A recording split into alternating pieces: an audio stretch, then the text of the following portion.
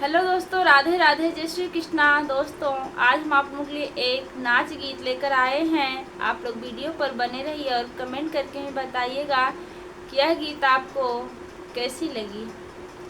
हम ना पढ़ब प्राइमरिया, बाबूजी नरेसरिया खोलाई दा हो।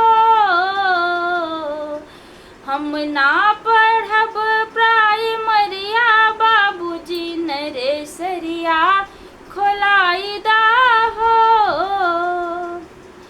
वही प्राइमरिया में ससुर जी का आना, वही प्राइमरिया में ससुर जी का आना। रोज रोज पूछे हाल चलिया, बाबूजी नरेसरिया खोलाई दा हो। रोज रोज पूछे हाल चलिया, बाबूजी नरेसरिया खोलाई दा हो।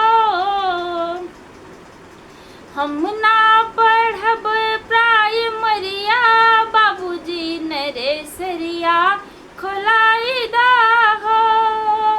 वही प्राइमरिया में भसुर जी का आना, वही प्राइमरिया में भसुर जी का आना। रोज रोज पूछे हाल चलिया, बाबूजी नरेसरिया खोलाई